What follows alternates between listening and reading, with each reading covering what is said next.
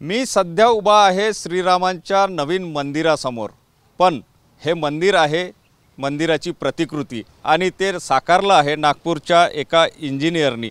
Civil engineer Praful Mategaonkar यांनी हे मंदिर साकारलेलं आहे आणि हे मंदिर जर आपण बघितलं तर या ठिकाणी हिटलॉन सीटपासून हे मंदिर साकारण्यात आलं। अगदी हुबेहूब राम मंदिर या ठिकाणी साकारण्यात आलेलं आहे।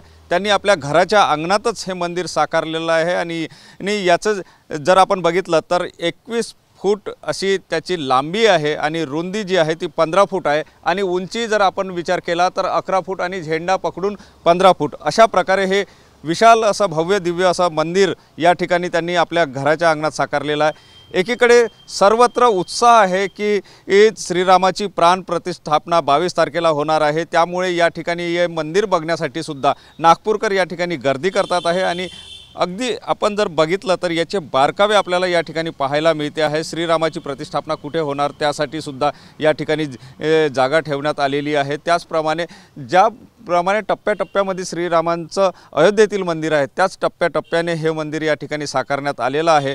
ही नेमकी कल्पना त्यांच्या मनात कशी आली आणि त्यांना हे मंदिर साकारावं असं का बरं वाटलं हे आपण जाणून घेण्याचा प्रयत्न करूया।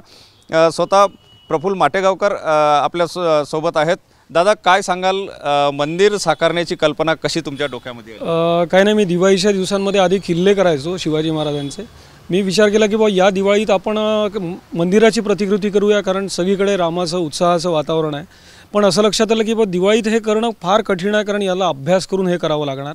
मग मी तेव्हा दिवाळीनंतर मग याचा अभ्यास सुरू केला आणि मग जे पर्स्पेक्टिव्ज आपल्या नेटवरती अवेलेबल आहे त्याचा अभ्यास केला। वेगवेगळ्या प्रकारचे पर्स्पेक्टिव्ज अवेलेबल आहे। मग तेव्हा माझ्यातला सिव्हिल इंजिनियर मला कामी आला।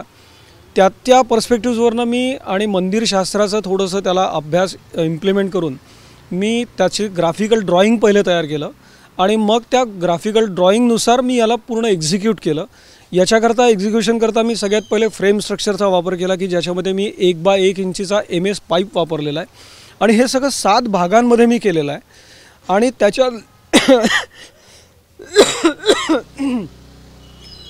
7 भागांमध्ये मी हे केलेलं आहे। आणि त्याच्यानंतर मग याला भिंती आणि सगळे कळस जे दाखवायचे होते, फोम शीट मी वापरलेली आहे।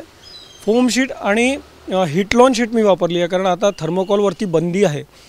आणि MDF शीट हे सगळं वापरून आणि मग आपण घराच्या भिंतींकरता एक्सटिरियर पेंट जो आपण वापरतो तो स्प्रे गननी आपण पूर्ण याच्यावरती पेंट करून हे सगळं मंदिर साकारलेलं आहे। या ठिकाणी मंदिर बघून वस्तीतील किंवा नागपुरातील लोकांचं प्रचंड उत्साह आहे। म्हणजे माझी इच्छा हीच होती की आपण आज अयोध्येला तर जाऊ शकत नाही आहे, कारण अयोध्येत फार प्रचंड प्रमाणात गर्दी आहे आणि रिस्ट्रिक्शन्स पण आहेत। मग मी विचार केला की का ना आपण आपल्या घरी ही मंदिराची प्रतिकृती साकारतो आहे आणि माझ्या घरी रामभक्ती माझ्या पंजोबांपासून चालू आलेली आहे। तर मी 100 वर्षापूर्वीची आमच्याकडली जी राम लक्ष्मणाची मूर्ती आहे ती 22 जानेवारीला 12 वाजता जेव्हा अयोध्येत पूजा होणार आहे तेव्हा मी इथे ठेवून तिची पूजा करणार आहे।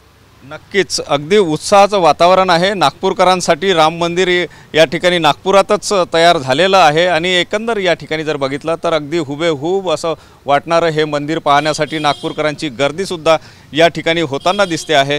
त्यामुळे प्रफुल्ल माटेगावकरांनी आपल्या सुपीक डोक्यातून आणि आपल्या इंजिनिअरिंगचा पुरेपूर वापर करत हे मंदिर अगदी काटेकोर नियम पाळत या ठिकाणी साकारलेलं आहे। Cameraman size Sunil Dhage, TV9 Marathi, Nagpur.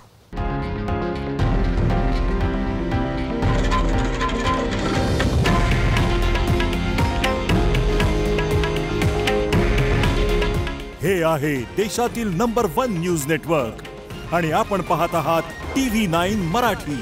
काळजी तुमची, हित महाराष्ट्राचं।